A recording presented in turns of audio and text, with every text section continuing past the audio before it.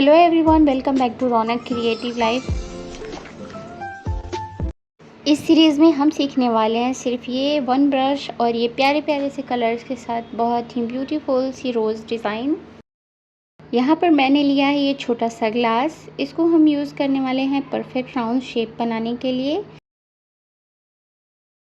एक पेंसिल की हेल्प से हम यहाँ पे राउंड शेप ड्रॉ कर लेंगे। पेंसिल की नोक ध्यान रखिए कि ज़्यादा शार्प नहीं होना चाहिए। फ्लावर के कलर के लिए मैंने यहाँ रेड चुना है और उसके साथ वाइट कलर होगा। अब मैंने यहाँ पुरानी प्लेट ली है। घर में जो प्लेट रिटायर हो चुकी है ना, वो बेस्ट रहती है। पेंटिंग आर्टिस्ट का असली स्टूडियो तो किचन से ही शुरू होता है। मैंने ग्लास में वाटर लिया है और अब ब्रश को उसमें डिप कर दिया। लेकिन ब्रश को वॉश करने का भी एक तरीका होता है। ब्रश को सिर्फ ऊपर नीचे सॉफ्टली राउंड राउंड मूव करना है। ग्लास के बॉटम में रगड़ने से क्या होगा, आपके ब्रश के हेयर बोलेंगे हम अलग होना चाहते हैं और फिर ब्रश के बाल इधर उधर खड़े हो जाएंगे। आपका क्यूट दिखने वाला ब्रश एक दिन झाड़ू बन जाएगा। इसलिए आपको इस बात का ध्यान रखना है। ब्रश क्लीन करने के लिए मैंने एक कपड़ा लिया है जिस पे सॉफ्टली आपको प्रेस करते हुए ड्राई करना है, रब नहीं करना। फाइनली पेंटिंग स्टार्ट करते हैं। मैंने ब्रश में थोड़ा सा रेड कलर लिया है, लेकिन ध्यान रहे एक ही बार में बहुत ज़्यादा कलर नहीं लेना है। अब ब्रश को राउंड मूव करते हुए हम सर्कल स्टेप क्रिएट करेंगे। ब्रश को अच्छे से चेक करना है तो आपको थोड़ा सा ब्रश में कलर लेना है और राउंड में बीच में थोड़ा सा डिप करना है। इससे आपको पता चलेगा कि आपके ब्रश में अगर एक्स्ट्रा वाटर है तो वो फैल रहा है। अगर फैल रहा है तो आपको आपके ब्रश को वापस से क्लीन करना होगा क्लॉथ के साथ। इसके बाद ही आप अप्लाई करो। ये एक चेक करने का तरीका है आपके ब्रश को। बिगनर्स के लिए स्पेशली ये टिप है। और धीरे धीरे अंदर कलर फिल करते जाएंगे। जल्दी का काम सिर्फ मैगी में अच्छा लगता है, पेंटिंग में परफेक्ट नहीं होता। जब ये पूरा प्रोसेस कंप्लीट हो जाएगा तो उसके बाद अच्छे से ड्राई होने देना है। बिल्कुल भी जल्दी में सेकेंड कलर अप्लाई नहीं करना, वरना अगर ऊपर से आप कोई भी कलर बेस के ऊपर लगाते हो तो वो इसके अंदर मिक्स हो जाएगा और ब्यूटीफुल रोज़ की जगह टोमेटो सॉस आर्ट बन जाएगा। तो फिलहाल बेस रेडी है। अब नेक्स्ट स्टेप में इस सिंपल से सर्कल को ब्यूटीफुल रोज़ में ट्रांसफ़र करेंगे। तब तक के लिए अपने कलर्स के डब्बे को बंद कर देंगे।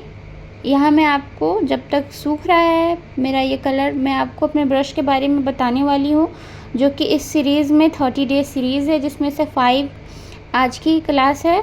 तो बाकी की सारी क्लासेस में इन सारे ब्रशेस की नीड होगी। आप यहाँ से स्क्रीनशॉट ले लो। ये फ्लैट ब्रशेस है जो मैं आपको रिकमेंड करूँगी। जिस भी ब्रश के साथ आप कंफर्टेबल हैं, जिससे आप लगता है आसानी से मूव करते हैं या कोई भी सर्कल या सीधी लाइन ड्रॉ कर पाते हैं, आप उसी ब्रश का आप यूज़ कीजिए। ज़रूरी नहीं है आप फ्लैट ब्रश लें। आप राउंड ब्रश चलाने में बेस्ट है तो आप राउंड ब्रश लें। यहाँ हमारा बेस बिल्कुल परफेक्टली ड्राई हो चुका है और ये स्टेप बहुत ज़्यादा इम्पॉर्टेंट है। अगर बेस गीला होगा तो फ्लावर कम और कलर की फाइटिंग ज़्यादा होगी, इसलिए आपको ध्यान रखना है। यहाँ से शुरू होता है हमारा असली मैजिक। तो आपको एक पेंसिल की नीड होगी। मैं सबसे पहले पेंसिल से आपको गाइड करूँगी कि पेटल्स कहाँ से कहाँ बनाने हैं, ताकि आप जब ब्रश उठाओ तो आपको कन्फ्यूज़न ना हो कि रोज़ बना रहे हैं या फिर गोलगप्पे। देखिए मैंने इस राउंड सर्कल के ऊपर कैसे फर्स्ट पेटल रेडी किया है। सेम इसी टेक्निक से दूसरे पेटल को हल्का सा कर्व देते हुए इसको घुमाकर एडजस्ट करेंगे। मैंने पेंसिल से इसलिए इसे ड्रॉ किया है ताकि बिगनर्स को इजीली समझ आ जाए कि ब्रश को किस डायरेक्शन में मूव करना है। ओके, एक बार आपको अगर डायरेक्शन समझ आ जाती है ना कि आपको कहाँ से कहाँ पे ले जाना है अपने ब्रशेस को, तो आपकी ब्रशेस खुद ब खुद कमाल करने लगती हैं। और अगर आप बिगनर नहीं हो तो आपको पता ही है, आप खुद से ऐसे भी बना सकते हो डायरेक्ट। स्टार्ट करने से पहले आपको ब्रश करना बहुत इंपॉर्टेंट है, तो आप इस तरीके से वॉश कर लो।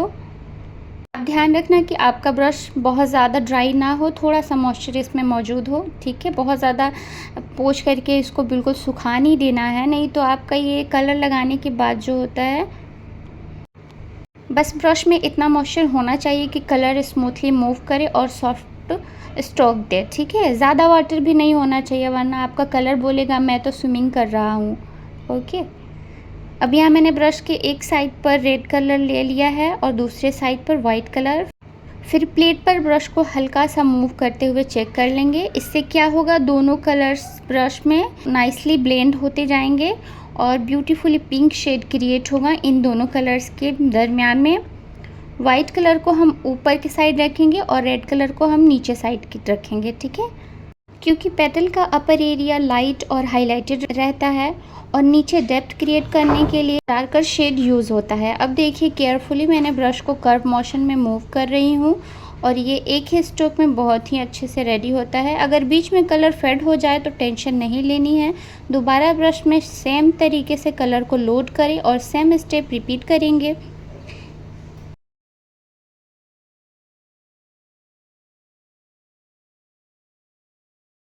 अब इस तरीके से सेकेंड पेटल, फिर थर्ड पेटल और धीरे धीरे हम पूरे फ्लावर्स को कंप्लीट करेंगे। देखिए फ्लावर को जल्दी जल्दी कंप्लीट करने की बिल्कुल भी ज़रूरत नहीं होती, ठीक है। पेंटिंग कोई रेस थोड़ी है, यहाँ पेशेंस ही सबसे बड़ा आर्टिस्ट होता है। जितने भी स्ट्रोक्स आप पेंटिंग कर रहे हैं उसको स्लोली फील करते हुए मूव कीजिए। ब्रश को बस घुमाना नहीं है, उनसे प्यार से डांस करवाना है, ओके।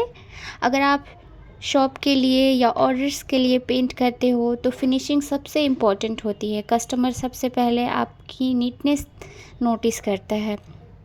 एक ब्यूटीफुल पेंटिंग का सीक्रेट एक्सपेंसिव कलर्स नहीं होता। आप बहुत सारे एक्सपेंसिव कलर्स ले लो और उसको अच्छे से क्लीन से पेंटिंग नहीं करो सफाई तरीके से, तो क्या होगा फिर, वो कोई मतलब नहीं है उन सब चीज़ों का। सॉफ्ट हैंड्स और पेशेंस बहुत ज़्यादा इम्पॉर्टेंट है। तो देखिए जैसे जैसे पेटल्स ऐड हो रहे हैं ये सिंपल सा सर्कल जो होता है एक ब्यूटीफुल रोज़ में कन्वर्ट हो जाएगा। पेंटिंग का बेस्ट पार्ट तब आता है ना, मिस्टेक भी कभी कभी डिज़ाइन बन जाती है, और अगर स्ट्रोक थोड़ा इधर उधर हो भी जाए तो टेंशन लेने की बात नहीं है। इसको फिर थोड़ा सा आप अपने दिमाग से मूव कर दो। यहाँ देखो आप, अगर ब्रश आपका अच्छे डायरेक्शन में नहीं है तो आप हाफ पेटल्स को पेंट करते करते आप उसको मूव नहीं कर पाओगे। देखो आप जैसे, तो आप इसी स्टेप को फॉलो करो। देखो आप अपने ब्रश को कहाँ से मूव करके राउंड्स में कैसे ला सकते हो। ब्रश को सही डायरेक्शन में पकड़ना बहुत इम्पॉर्टेंट है। अब हमारी फर्स्ट पेटल लेयर जो है कंप्लीट हो चुकी है। तो देखिए सिर्फ 4 पेटल्स में ही फ्लावर कितना प्रीटी लग रहा है। अब हम फ्लावर के अंदर वाले पार्ट पर काम करेंगे क्योंकि असली ब्यूटी डिटेलिंग में ही होती है।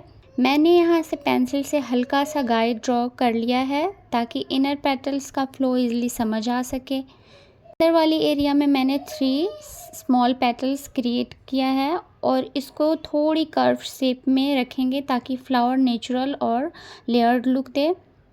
ध्यान से देखिए हर पेटल्स एक दूसरे के अंदर सॉफ्टली एडजस्ट हो रहे हैं, बिल्कुल वैसे ही जैसे फैमिली फंक्शन में लोग सोफ़े पर एडजस्ट हो जाते हैं। आपको पेटल्स को बिल्कुल सेम शेप में बनाने की कोई टेंशन नहीं है।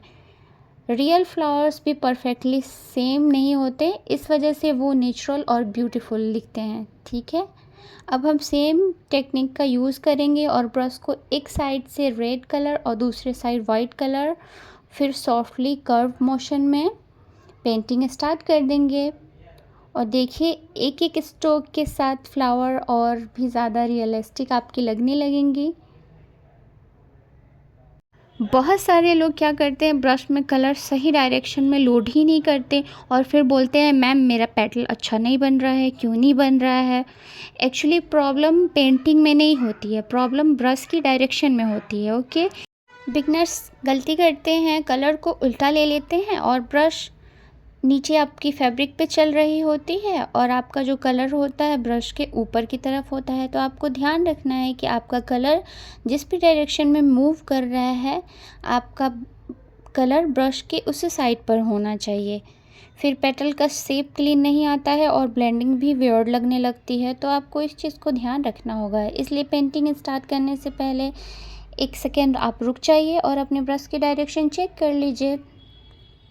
जो भी पैटर्न आपने पेंसिल से ड्रॉ किए हैं आप उस डायरेक्शन में ब्रश को एक बार सॉफ्टली मूव कर लीजिए और समझ लीजिए कि आपका स्ट्रोक किधर जाने वाला है।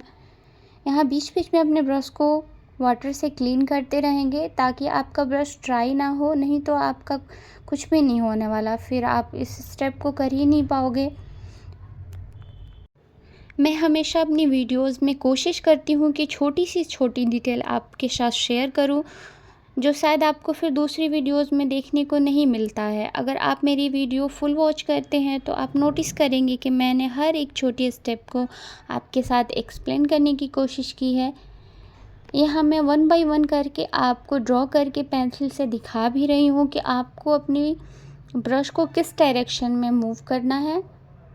आप वीडियो को केयरफुली फुल वॉच कीजिए ताकि आपको क्लियरली समझ आ सके। अगर आप फास्ट वीडियो को जल्दी से वॉच करके हटा देते हैं फिर आपको कुछ समझ नहीं आएगी। ओके।